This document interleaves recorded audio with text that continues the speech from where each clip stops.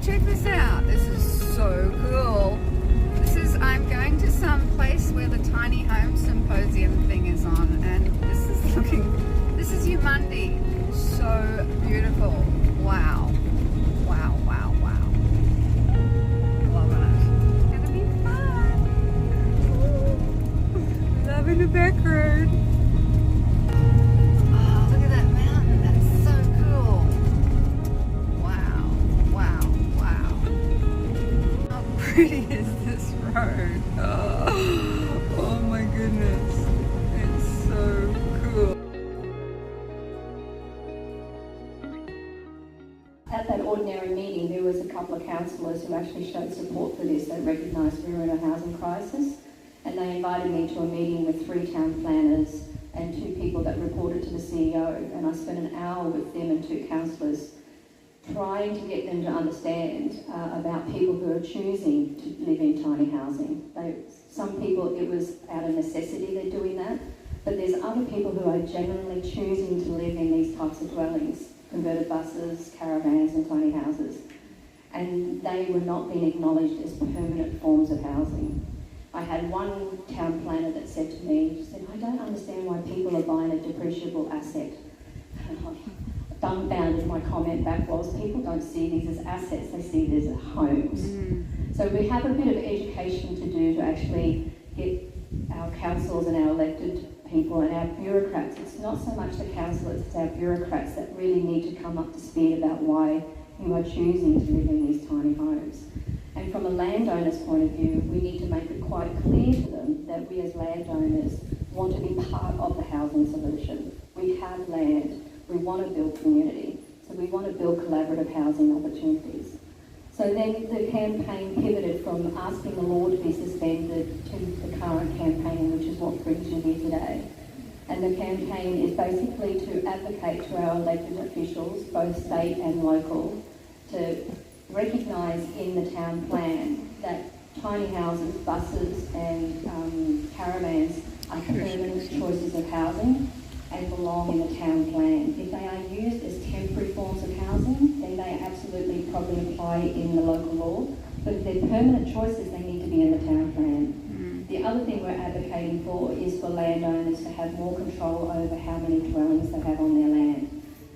There are many landowners here on the Sunshine Coast who are wanting to develop collaborative housing opportunities. And I use collaborative housing as an umbrella term. Underneath that, there's terms like co-housing, cooperative housing. But basically what that means is people in multiple dwellings sharing a piece of land, having their private space, but also sharing other shared spaces. So they could be growing food together, they could have a shared laundry together, they could have a shared meeting space together. It's about a balance between private spaces and shared spaces. That's collaborative housing. And that, at the moment, is not allowed on our Sunshine Coast Council's town plan. In fact, what we're talking about today, most local governments across Australia don't allow. It's a really sad state that we've got ourselves into when we're in a housing crisis and they are not showing any flexibility in their design of their town plan. Why now? Sunshine Coast Council are absolutely in the middle of reviewing their town plan that will go to 2041. So we have a really unique opportunity to influence the change in that town plan. They have a specific consultation process they have to do that's legislated by state government, and they opened up initial consultation this time last year, and as a member of the Mullaney Housing Working Group, we put on an event up in the Mullaney Lane and asked people to email to the town planners, because they were inviting submissions from the community, on what you would like in that town plan. And what was really pleasing to see is that when they did a report, a one-page summary of what they'd heard from people, there was a term in there called group housing. So that was the beginning of the campaign for us to actually start living in a collaborative way. They have now almost towards the end of their preliminary town plan draft, and that town plan has to go up to the state government. The state government have a regional, Southeast Queensland regional town plan, and our town plan, every local LGA in Southeast Queensland's town plan has to also meet the needs of the regional state plan. So this campaign is not only advocating for change changes in our local Sunshine Coast or Noosa Town Plan, but it's also about advocating for changes in the Queensland South East Queensland Regional Town Plan. Because those two plans actually go together. If we can get changes done at the South East Queensland regional point of view, that opens up the opportunities of all LGAs or local councils across Queensland to start to develop collaborative housing and tiny housing in their town plans.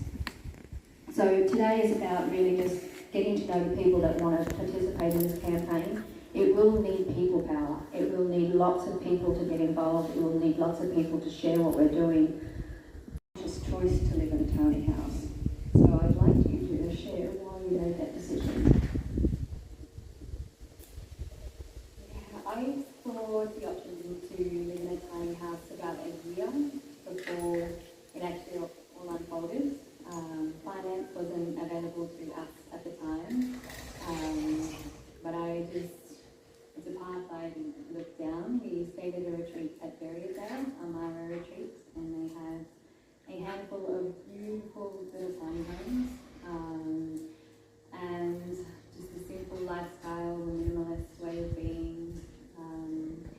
Today I look at the way we live now. I've got 2 boys, and my youngest son pushes his trucks around the paddock throughout the day. My older son has ample room to get around football with friends.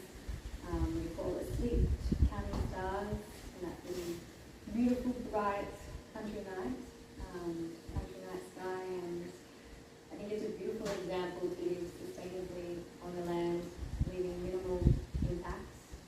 It's a great example, I feel, to bring my boys up in that space. So, yeah, it ticked a number of boxes for us.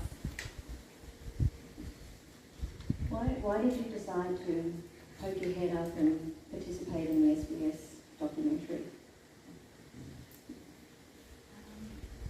I feel as though we share our stories so we can better understand each other and the world around us, so we can reflect together and make the changes that are necessary. So I think given we are already in spotlight of council, Jack has been through a lot. I think why not? I'm happy to share our story and advocate what we can. I share to shine light on what we've been through, to help people understand what is preventing us from living the life of our own choosing. And this is a life that I feel offers us more security than anything else. I had actually already started liaising with council with Helen and David Law. I'd actually started liaising with them, trying to work out if there was a way around this so that we could actually get this peace of mind for people living there that I'm talking about. But one of the compliance officers was overzealous.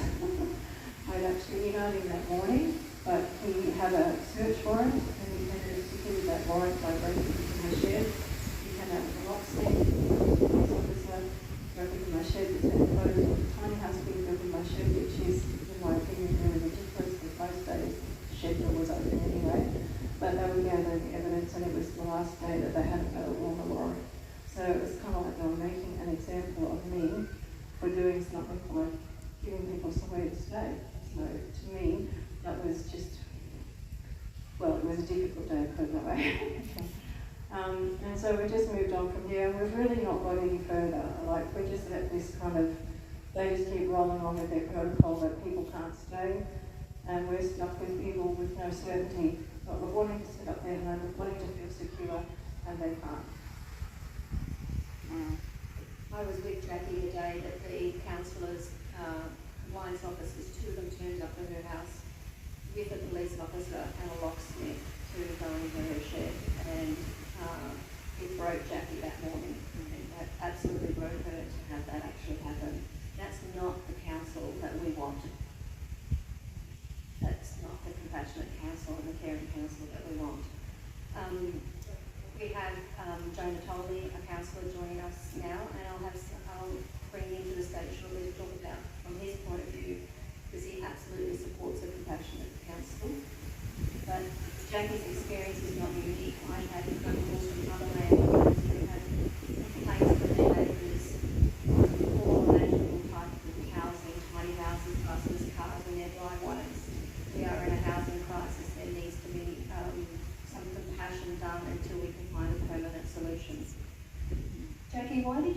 people to come and live on your land.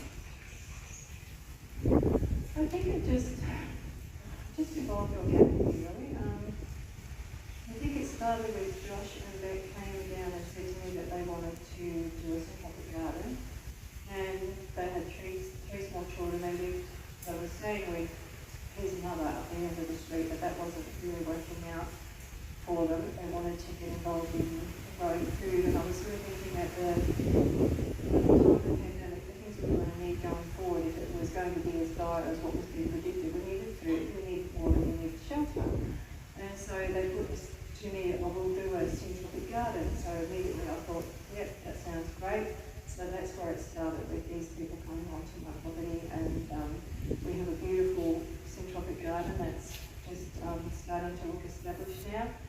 And then from there, people saw that I had somebody on my property, and then I started getting more people ringing up and asking if they could come on.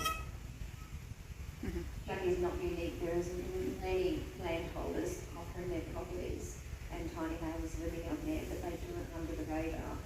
What we need to do is everyone needs to poke their head up above the radar collectively to create some change. Because living under the radar is not sustainable. Yeah. So is there anything else that we'd like to share with our folk out here on her experience? First of all, I want to thank Helen for all the support that she's given me over the past few months. She is a rock star. And without her help, she's been absolutely wonderful. And I was at the point when I met Helen where I did not know what I was going to do next. So I received a show cause notice with 8 items on it. And yeah, like I said, the approach I was using was not working at all. So, and she introduced me to David Law, and I had some consultation with him as well, and found a different route, but we haven't got very far yet. But I'd just like to say that I think what Helen is saying is right. We have to stand up, we have to come together as a collective, and we have to let the council know that this is what we as the people want. We want this, we want to be able to do this, and we want to be able to live in peace. Yeah. Thank you, Oh, Jackie. yeah. This is something the community really wants. This is a change that we want, and we're in the midst of a town plan review at the moment. What can we do as a community to support you as a councillor and Christian Dixon and David Law, who support this, and influence the other councillors to understand why this is important, and ultimately influence the bureaucrats who are deciding what our town plan is? What can we do as a community to influence that? Hi Helen, and hi everyone. Nice to be here. Beautiful, beautiful location. Why wouldn't more people want to live in a place like this? I live on a 450 square metre lot, and it feels incredibly tight and compact. And Council's future plans, along with the state government, is also to bring more people into an area where we've got congestion. State government's not putting money towards our roads, so the conditions are worse. They anticipate that there'll be somewhere between 90 to 100,000 people between 2041. And 62% of those are going to be infill, as they say. And the infill is roughly going to be between Richard or Clanton. So, you know, I think that is crazy desire for them to push more and more people along the coastal street. With all the climate change information that we had today, why would you put that many people in an area that if we had a Category 4 or Category 5 cyclone ever hit us, most of those people will be displaced from their homes. In fact, the state emergency desktop study showed that if a Category 4 cyclone hit southeast Queensland, more than 1 million people would be displaced from their homes. And in the future, they may not even get insurance. So there's a whole range of thinking. Wrapping up from our little tiny house symposium. Lots of people have already gone, but look at this beautiful spot.